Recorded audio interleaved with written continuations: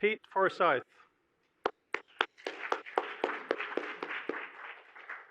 yeah, switch over to your slide. That's not the one you wanted. That's the one. Yep. Okay, and I'm going to just refresh. Will that work? That should work. And do you want to hold this or do you want to do this? I will hold this. Okay. Thank you. Okay, so welcome back from lunch. I really appreciate having the opportunity to speak here. This is really a topic that that speaks to me, and I'm really appreciating specifically the location that we're in. This is a really a wonderful venue, and in fact, the way that the chairs are arranged here is just perfect for this format that we have. So I wonder, like, maybe a show of hands, do people think maybe they should bolt these chairs down?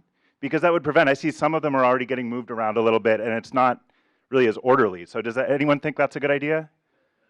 Well, it doesn't have to be permanent. The bolts can be, someone can have the tools somewhere in an office so they can come back and they can be moved if needed, right? Well, okay, so I'm trying to sort of paint a picture of what traditional publishing and traditional text is starting to look like to me. And it's, I guess recently I've been really thinking about the future of the internet. I think Mei Lin, who is in the back here, invited me to the People-Centered Internet Forum about a month ago. And, so I've been thinking about the principles that would help the internet be more people-centered, would allow people to participate in appropriate ways. So along the lines of what I was just talking about with the chairs, I think there are a couple of problems that we might see with leaving the chairs unbolted like they are. For instance, like if someone sets them up for a different purpose, they might not be aware. If there are two events coming up, one person might move the chairs around to suit one event, not realizing that they're interfering with what someone else might have planned, right? So you might have sort of a conflict there. And in a physical environment like this, there might not be an easy facility for those people to understand what each other are trying to do. Maybe one comes in while the other's on lunch break. There's no whiteboard where they can leave each other messages. So that could be kind of a difficult conflict.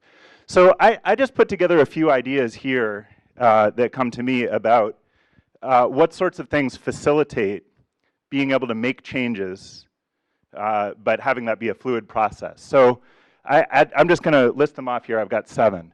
First, you need to be able to perceive that something has been changed, right? You might come into the room and you might not notice if only 1 or 2 chairs have been moved, but that might be significant if you're expecting a certain audience. You need to be able to perceive what changed. Like, there's that it changed, but there's also exactly what changed, which chairs went where. You might want to know who did it, because you might be interested in the reasons why they did that. If they did it for a good reason, that might be a different thing than if they just sort of did it randomly. If they just sort of did it randomly, well, then you just move them back where you want. And you also might want to address them. You might want to start a conversation with them. Well, I see you moved the chairs around, but that's not going to work for my purpose. So what can we do that's going to meet both of our needs? And you might want to be able to undo them, move the chairs back, and you might want to be able to make changes of your own. So all of these principles, that I didn't pull them out of thin air. What I'm pulling them from, really from my 10 years experience working on Wikipedia. These are all features that are built into the software that supports Wikipedia, and I think from a high level, the thing that is important to me about Wikipedia is that it's not just that it's the most widely read publication in human history, or maybe number 2, which is still pretty good. It's that 100,000 people have built it. It's been built by people who don't even, often people are collaborating without even having a shared language. There are ways that you can work with people who are very distant from your experience of the world, and yet still find ways to do something together and support one another's work. So when I think about the future of text and the future of the internet, I really hope that we are drawing lessons from Wikipedia. There's a lot of talk about things that don't work well on Wikipedia. The demographics of it are awful. It's somewhere in the neighborhood of 90% male. It's very white. It's very college to graduate school educated. The population of people who work on Wikipedia. That's a big problem. There are lots of problems with the content of Wikipedia. Certain articles that really get things badly wrong and should be fixed. But I would really propose that those are not the headline of what we should be looking at with Wikipedia. I think those are secondary, the things that should be addressed. But the important thing is that there exists a platform that makes it possible for people to collaborate at a kind of scale that we haven't ever seen before. And I see my friend Dan Whaley here. Unfortunately, we're not going to be able to hear from him, but I don't. Have people heard of his project Hypothesis? Okay, a few of you. So, so Dan has been working for several years on a project that allows us to annotate the entire web. So, if functionality that might be built into a web browser by an extension or into the browser itself, that allows you to make comments and share them with different groups, either publicly or with a specific group of people. And I think if the web is evolving in directions like that, that's an example of the kind of thing that I would hope would be informed by what has been effective with Wikipedia.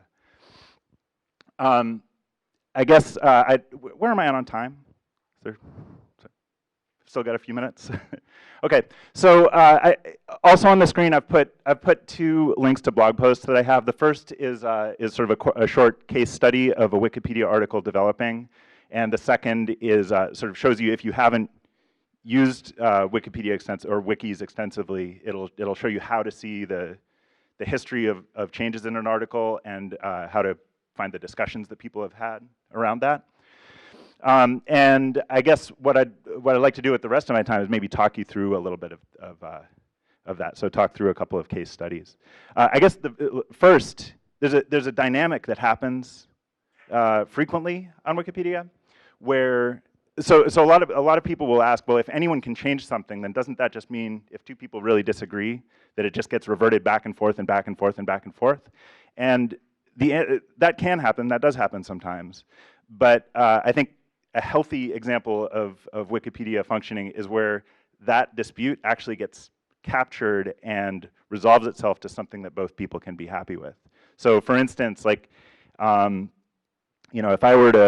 if I had a belief like Doug Engelbart invented the mouse, right? I might put that on Wikipedia, and okay, and so.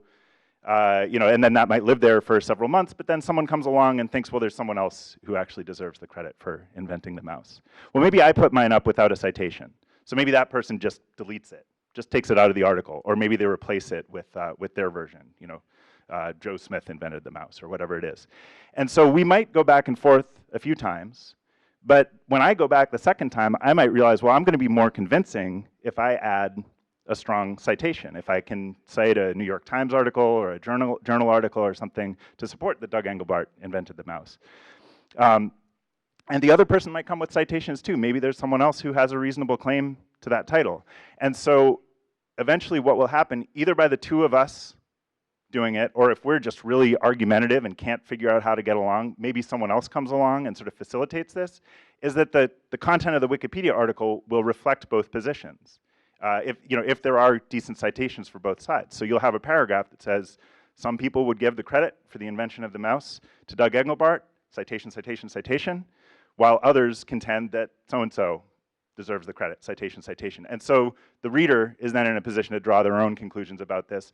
I'm happy with it because it reflects my beliefs. The other person is happy with it because it reflects their. We might not be delighted about it, but we're happy enough about it that we can stop arguing about that and move on to the next thing. You know what? I'd be happy to.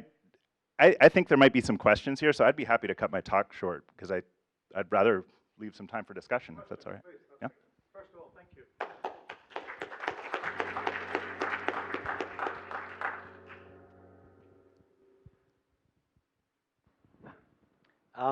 I think I mentioned it this morning in my talk, but for me in the Wikipedia, you have the surface of an article, but to me the real truth of the subject is in the history.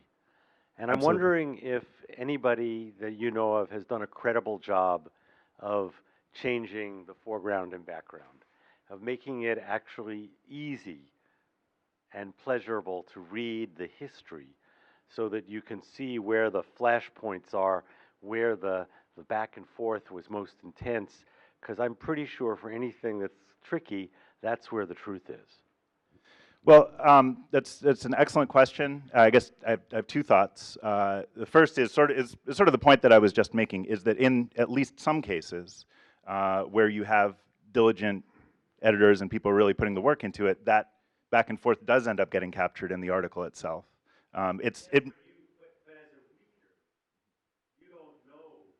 The history behind it. Understood. Yes. So yeah. More specifically to your question, the one bit of work that really springs to mind for me is there's a researcher in Macau named Robert Bukagai, I believe. I can find his exact name. This is going back several years, but he was developing an extension for MediaWiki. I doubt that it will ever be released on Wikipedia itself. One of the things about Wikipedia is it really needs, like, to function at scale, extensions, they're different demands. But the extension is a better display of what's known as a diff screen, so the difference between an earlier and a later edit. And the idea is that the software is giving you a layer of interpretation. So instead of just showing you the old one and the new one and telling you the total number of characters added and removing, it'll tell you things like 3 sentences were added, 1 citation was removed. It puts things into natural language that summarize what happened between one and the other. And I think if something like that were implemented, it would make it a lot easier to browse through history and really understand it. Just a little bit of follow-up on that one, Bob.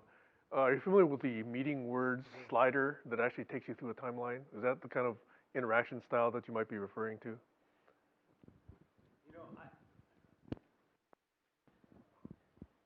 Again, somebody's talked this morning. To me, meaning is socially constructed, right? There's no such thing as truth. There's, what we're making of things. And the question is, with Wikipedia in particular, what's fantastic about it, the reason why it's better than almost anything else is because it allows for that back and forth. It allows for multiple perspectives. But the problem is that you don't have access to that back and forth in a good way, so that you don't know where the points of disagreement were, and B, you don't get to hear the arguments for why the changes were made, and which I do think is where the truth actually lies, if there is a truth. I completely agree. It's an excellent point.